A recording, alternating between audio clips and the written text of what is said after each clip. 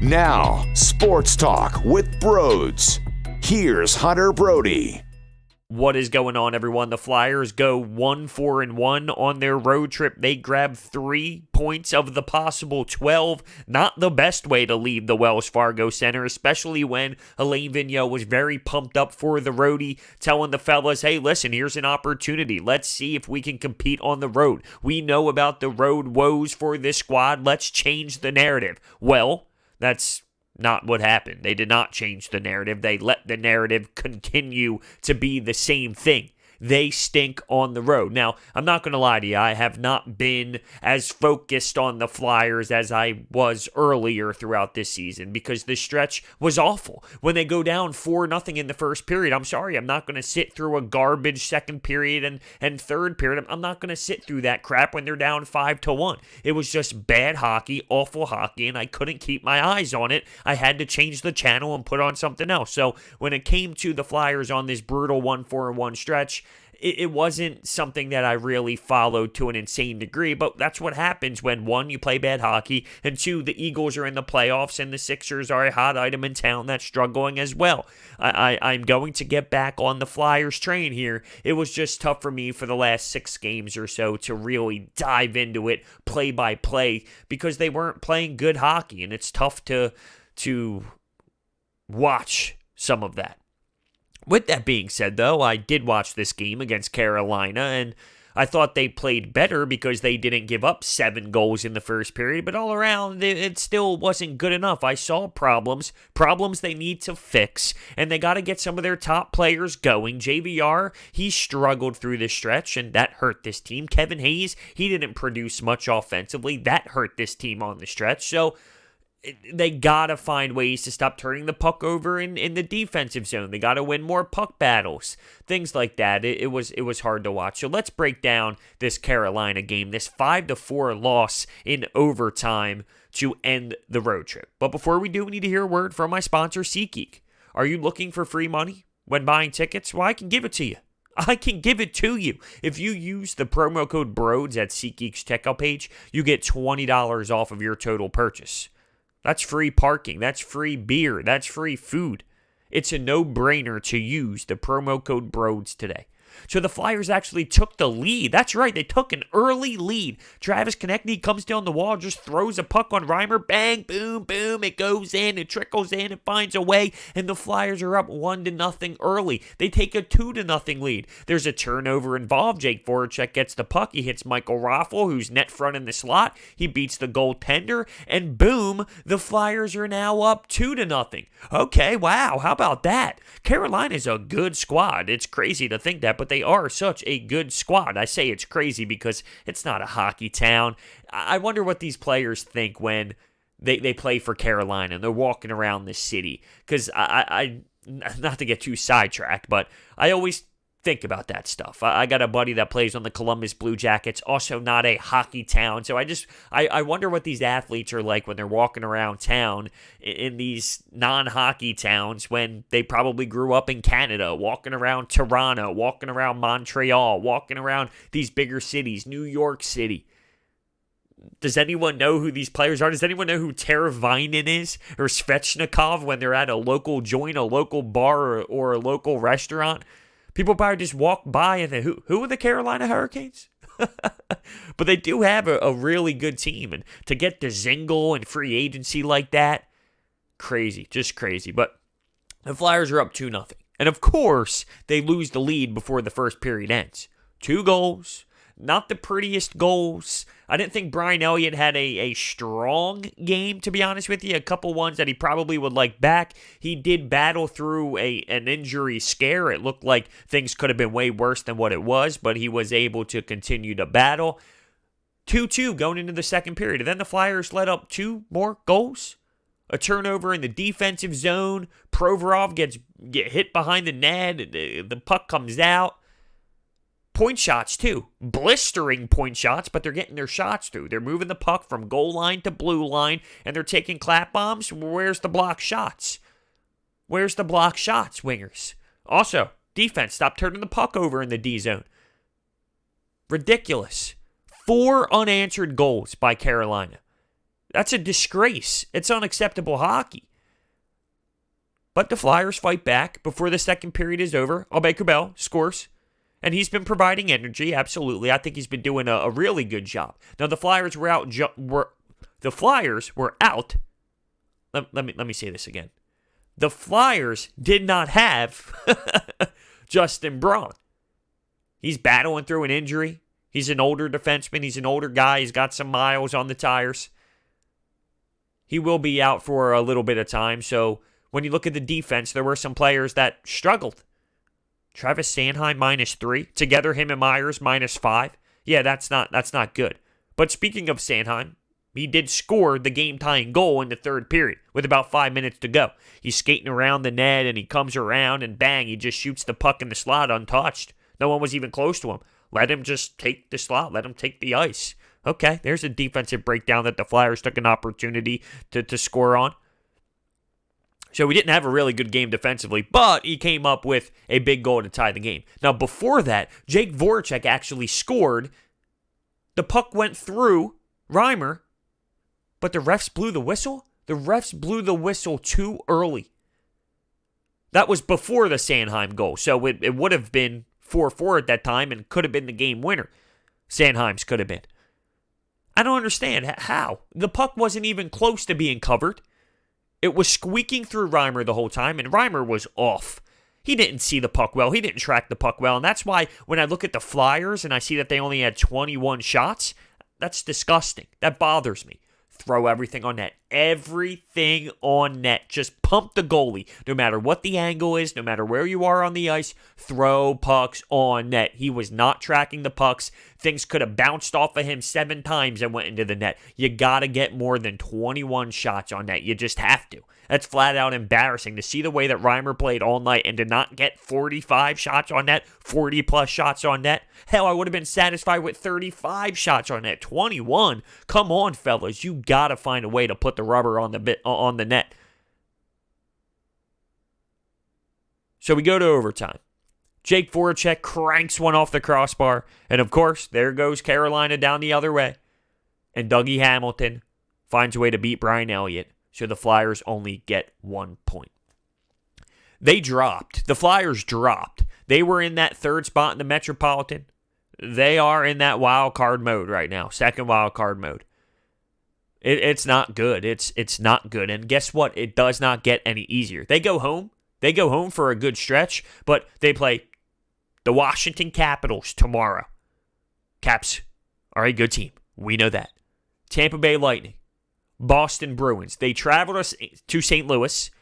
Then they have the Montreal Canadiens. They have the Los Angeles Kings. They have the Pittsburgh Penguins. It is not going to be easy. I know that they play better hockey at home. Well, they're going up against good talent. It's not like the Anaheim Ducks are coming to town or the Detroit Red Wings are coming to town or some of these lesser opponents are coming to town. No, these are good teams. And right now, this team somewhat lost its identity. It lost its swagger. They used to be so fast on the forecheck, getting to the forecheck all the time, creating all these obnoxious turnovers, being aggressive, entering the zone with confidence, moving the puck well. And really, I guess it's more about defensively. That's concerning. Because at times, the D-zone breakdowns are so brutal. And the opponent, they're getting wide open chances, great looks. There were so many times in this one specifically against Carolina where they were getting odd man rushes, breakaways. They had one breakaway early in this one. He tried to go between his legs and it almost went in. It was a nice pad save by Elliott. But something's going on defensively. Too many chances. Just not being aware. Let's go, net front. Come on. Keep your heels towards the net. Have your stick on the ice. Be aware. Where's your guy? Make sure you see your guy stick lengths away. So you can poke it. I don't like where the Flyers are at right now. I just don't. Bad hockey is hard to watch, and they put on a display of bad hockey. You can't allow a team to score 5 goals within 2 minutes. when the announcer can't even say who scored first yet. Like sometimes the opposing team scored 3 goals before the announcer, the PA announcer, can even report the first goal that was scored. And the buzzer keeps coming down. Like we can't be doing that. As I stated, this game wasn't as bad as some of them throughout this 6-game road trip, but it still wasn't good. I'm not really satisfied with it. To get a 2-0 lead, to let it shrink to a tie game at the end of the first, to allow 2 goals to be scored in the second period, and to allow 4 unanswered goals, it's a disgrace. Could they have won it? Sure. As I stated, Jake Voracek had a goal that they called off because they blew the whistle too early, and he cranked the iron in overtime. A couple inches the other way, and we're talking about something different. So sure, it could have been a victory for the Flyers. But all around, I'm just not satisfied with some of the things that I'm seeing. I need players to step up and play better hockey. How can Sanhiem and Myers be -5 together when Shane Gostisbehere and Robert Haig are a combined +6? To be honest with you, Robert Haig is one of our worst defensemen. He's +3. What's that say about the other ones? And they're going to have to be playing if Justin Braun is out. We need more. We need more from our guys. When you look at their body language, you can see that they're struggling. You can tell. I know this is very cliche, and I heard this my entire life when playing hockey, but you don't want the opponent to know you're down, right? Emotionally or physically down. Down at all. When you look at the 2 benches, I think you can see the difference. When you look at the Flyers on the bench, you can see, based off of their body language, their facial expressions, the way they carry themselves, that this team is underperforming right now, and they're not feeling good about themselves. And that can't happen. 3 points? I just know how busy the Metropolitan is. I know how tough it is. I get where it is in terms of battling for a playoff spot. It is not going to be easy. It's going to be a grind. With the way the Flyers are playing right now, it's going to potentially cost them. Where I see them now, they're going to be a team that's battling for a wild card spot all season long. It just comes down to will they make it or not. I'm not telling you the Flyers are doomed. I'm telling you that they're not playing good hockey right now. Big difference. I've seen the Flyers organization lose 10 straight games and make the playoffs that year. I've seen them win 10 straight games and miss the playoffs that year. Like, I'm not insanely concerned to the point where I now think that they're a horrendous hockey team, but they're not playing well right now. And things need to change. Can it be just as simple as getting home, playing at the Wells Fargo Center, beating a Washington Capitals team? For example, and I know it's a back-to-back, but the Capitals are also playing a back-to-back. If the Flyers go home and beat the Caps tomorrow night, and then they respond by beating Tampa Bay and beating Boston and rolling 3 straight wins, can that change everything? Where are they then? How do they feel then? What's the mojo like in the locker room then, right? And that's a very tall ask. I'm not saying that's very simple to do. That would be very, very hard to do. But I'm telling you, I think they just need something to get them going. They're not a team that's at the top. They're not a Bruins. They're not a Capitals. They're not going to run away with the Metropolitan easy playoff spot. That's just not where they are right now. They're still very young, mixed with a good mix of veterans, but they're still very young. They're going to be in this wild card run, and they're going to be engaged in this for the rest of the season. They just got to find a way to not fall down. They can't be too far down where they're 6 points out of a playoff spot with a week to go and trying to fight it. They need to be somewhere within that, either in it by a couple points or just out of it by maybe 2 for them to really have a legit run at this thing or to have hope to get in. But that's where I see this team being for the rest of the season. They're not going to be a comfortable playoff team. Speaking of a good mix of veterans, I think Jake Voracek has actually been playing strong hockey.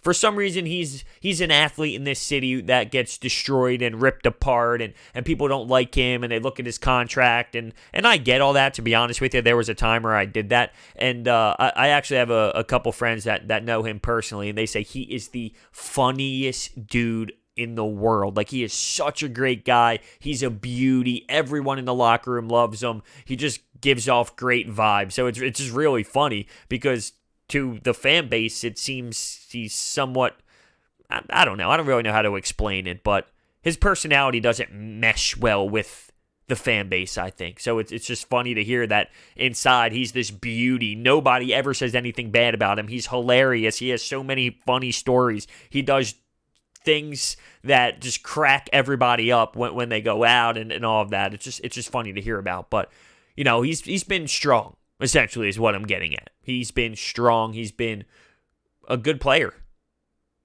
throughout the last couple of weeks or so. He's put some good games together.